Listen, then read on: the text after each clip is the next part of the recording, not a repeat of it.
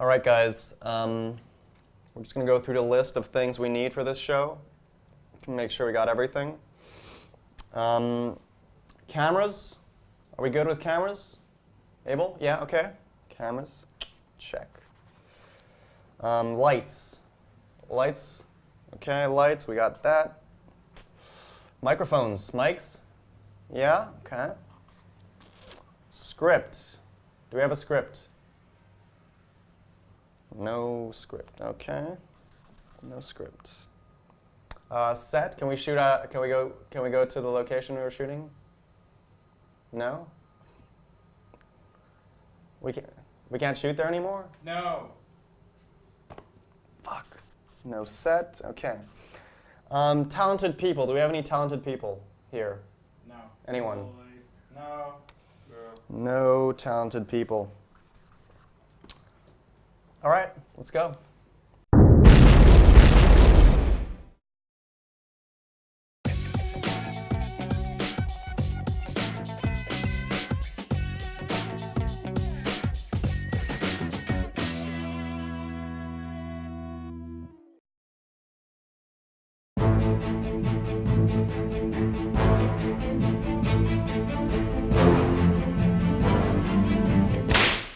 My name is Lily Lankin, and I am an organizer of M60, the Montreal 60-Second Film Festival.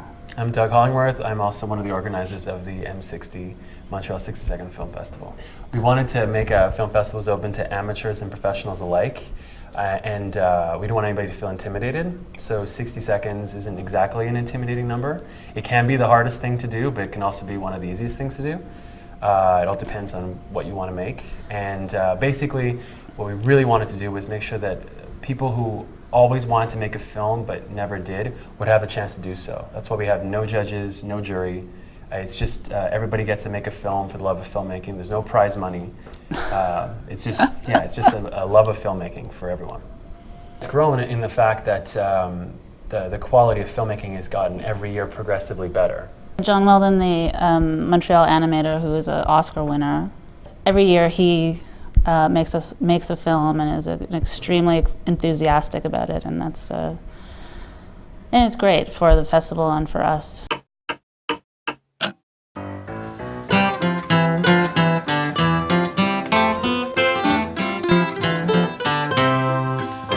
Adventurers sent by the Queen never knew where they were or had been. 'Cause without GPS, they just hazard a guess, which is why I now live by Lachine.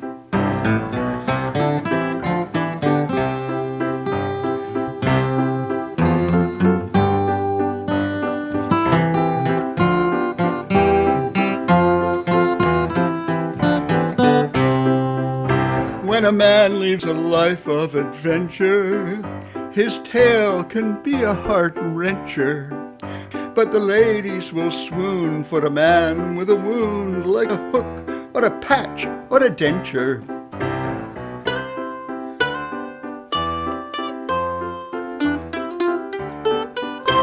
We had a film last year that premiered with us, and it just played at this year's Fantasia. So it was nice that we got the jump on that. They made it for us, and then they got to play it at Fantasia. That was a pretty good thing.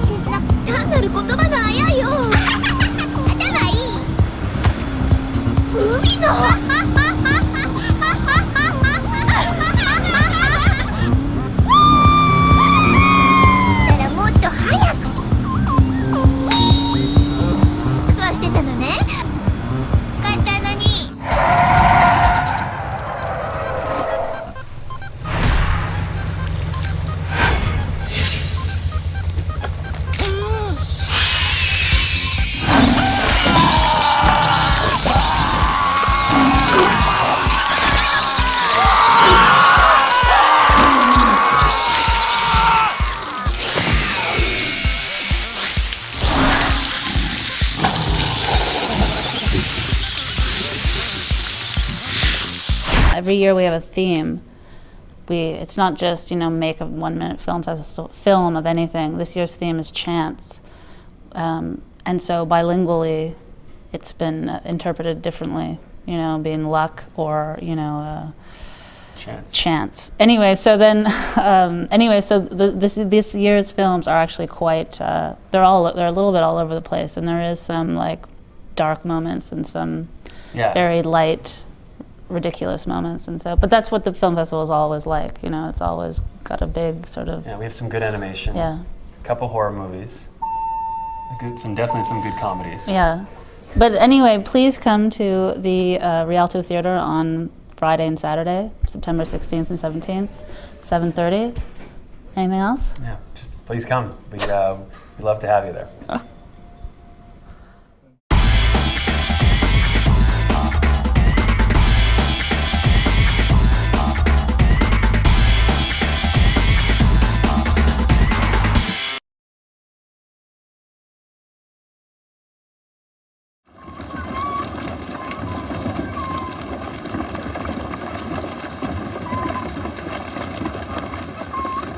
In the sweat of thy face shalt thou eat bread, till thou return unto the ground. And now, lest he put forth his hand, and take also of the tree of life, and eat, and live forever. Well, if it's riches you're after, there's riches aplenty. That's the truth. You mark my words.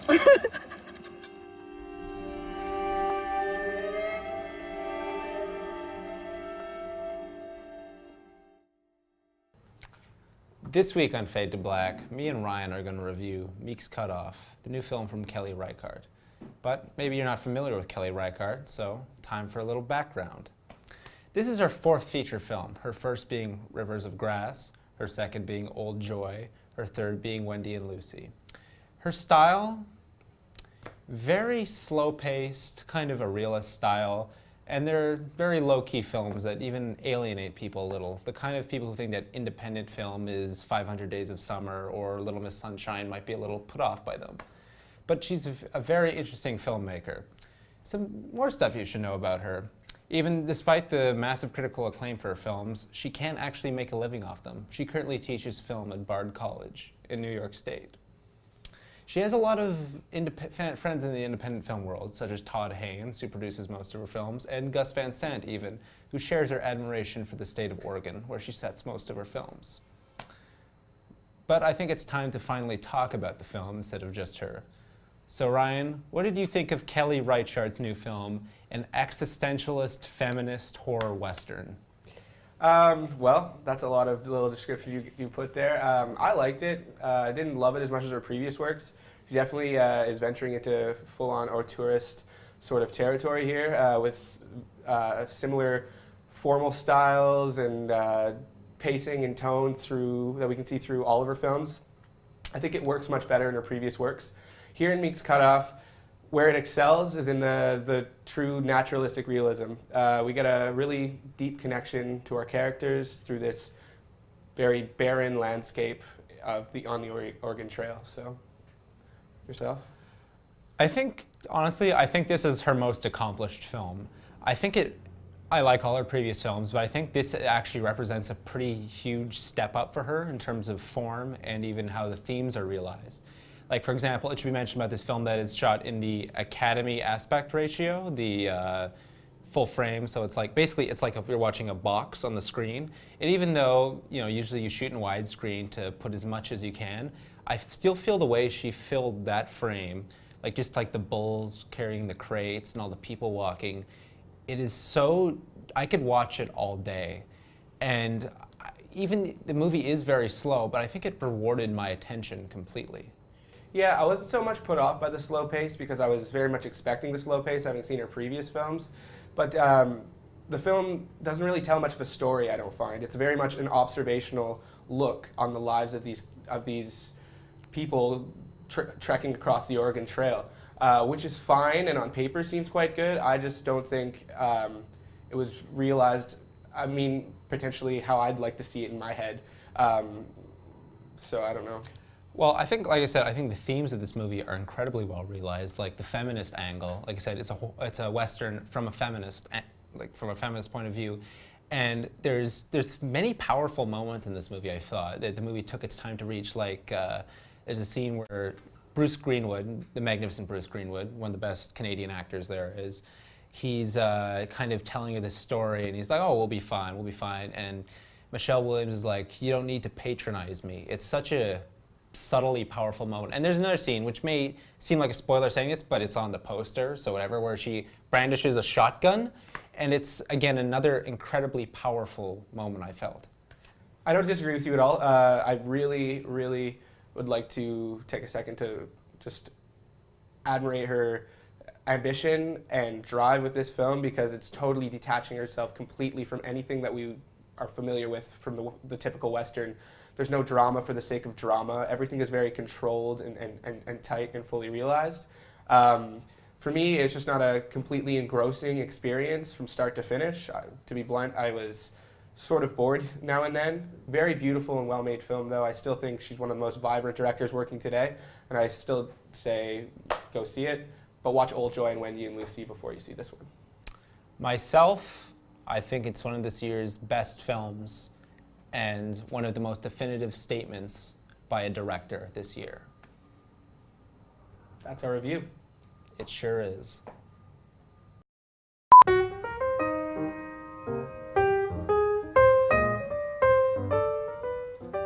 This is really nice.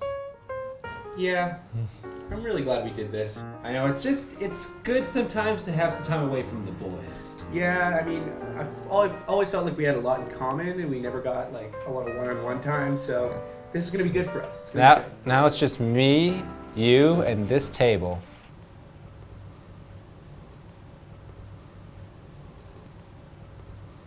It's great that we got this one-on-one time. I'm starving though. Well, good thing you're starving, because I got some food coming.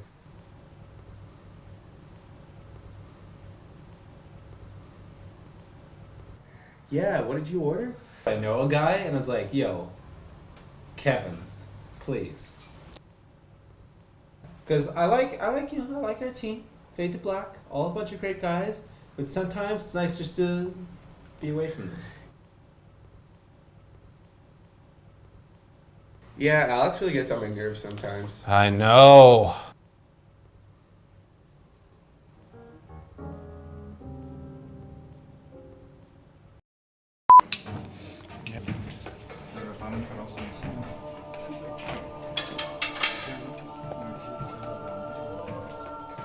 And I will take one light as well. So it's 3:05. We have 1 hour.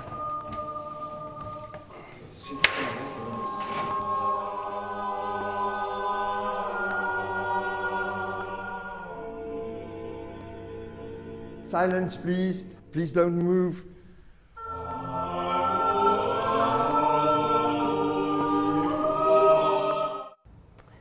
Okay, so today we're taking a look at the latest film by German filmmaker Werner Herzog. Herzog is perhaps best known for his collaborations with the late great Klaus Kinski, a man who could only be described as staunchly in favor of Cocoa Puffs. He was renowned for his temperamental attitude on and off the screen, but this was counterbalanced by the fact that he was a really good actor. Herzog and Kinski worked together over 5 films from Aguirre to Cobra Verde. Since Kinski's death, Herzog has moved on more into documentaries, and he is very good at them, surprisingly enough.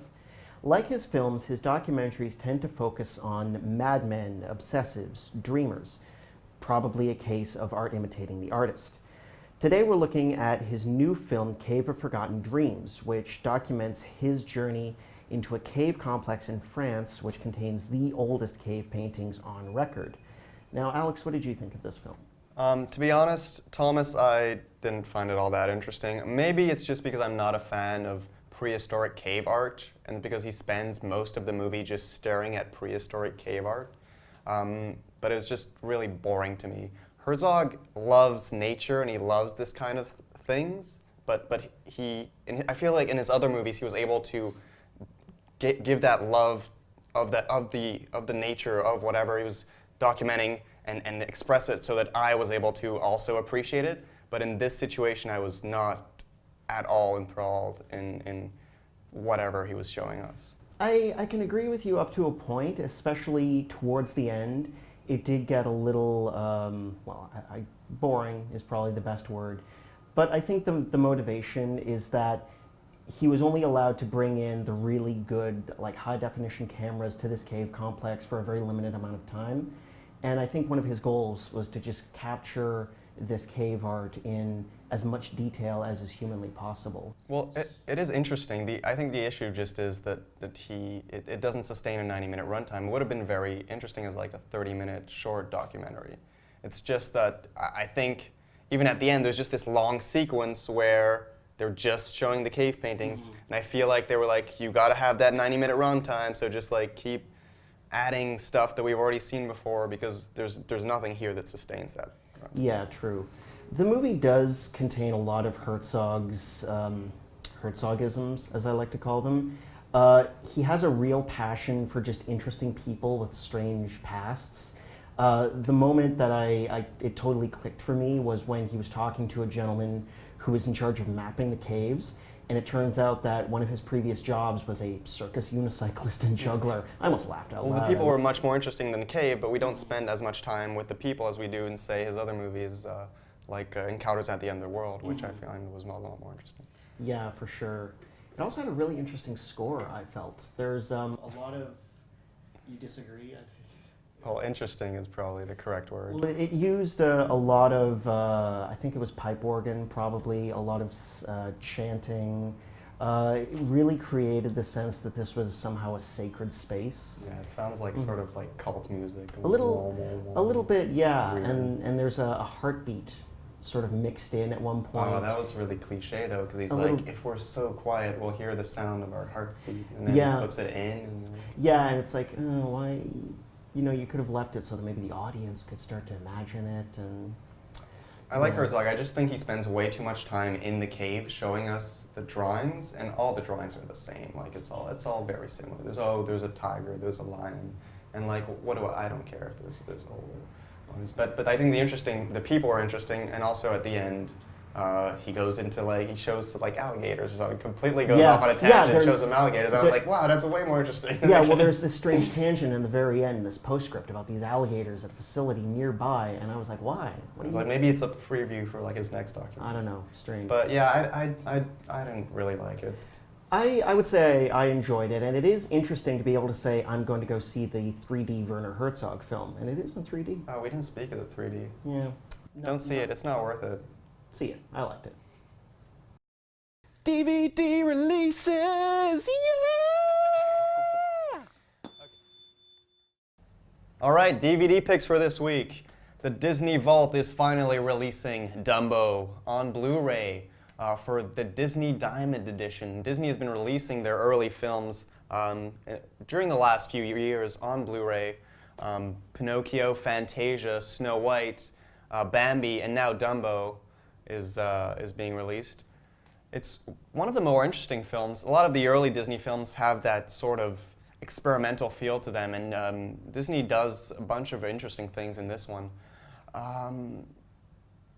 There are a lot of weird elements to the film, but it's really inspirational. It's a lot of fun, and Dumbo is just awesome. So if you believe that an elephant can fly, go get Dumbo. My DVD pick of the week is finally the Blu-ray release of Star Wars, the entire saga. George Lucas's wonderful and ever-changing vision. Because remember, he has the right to make those changes, because they're his films, even the two he didn't direct. Because remember, he created the character of Jar Jar Binks. He created the character of Jabba the Hutt. He created... Ethan, seriously? Star Wars? It's Star Wars! What is this Star Wars?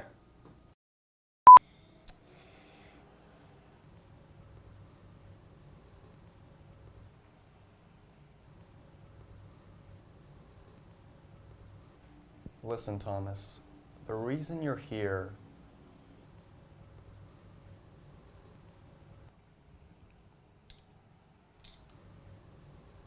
we don't have any more money to give you for the show.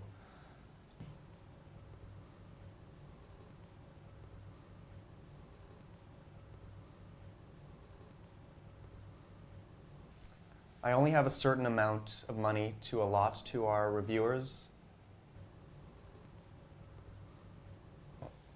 I need to be able to pay for my pot, you know, for my throat.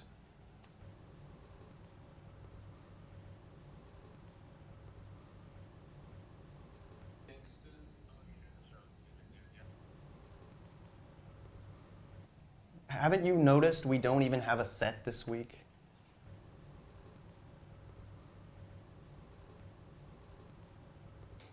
We're not even in this apartment right now. You see this? Green screen. You see this? I'm not even there. This is all CGI. This is all in your head.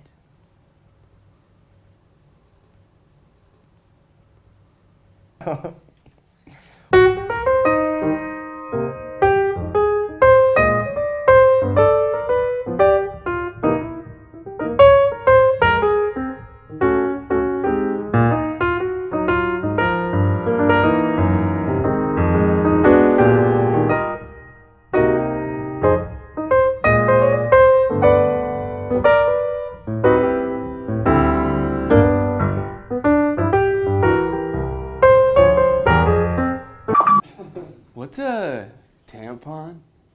They'll have to eat carpet. No.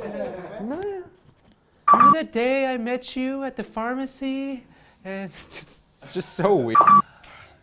By the way, that looks really bad on camera right now. Why? Because he's bent over. Like, I like bread. Fat bananas. Timmy! I know, he sells to me. Guess I'm good. Well, I'm allergic to fish, shellfish. They have bread. I'm gluten-free everything. They have water. They have pop. Okay, yeah. I love pop. Yeah, okay. I like pop too. Yeah, what's your favorite pop? Fanta. Oh. Okay. Yeah, someone's definitely not. You don't. I don't have Timmy. Oh my god. Eat carpet. They'll have to eat fur burgers. We're not even in this apartment right now. We're not even. Yeah, someone's definitely not even in this reality. I love it. What? Come on. What? This reality. I love it. Such a fucking spaz. Fuck, I was doing great. You just. Douchebag. He was just thinking of Paul Pass. It's so sad. This is just really fucking sad. Hey, can you cut it? Where's my pot? I think they'll know that you're having some. Oh my god, guys, what's a fur burger?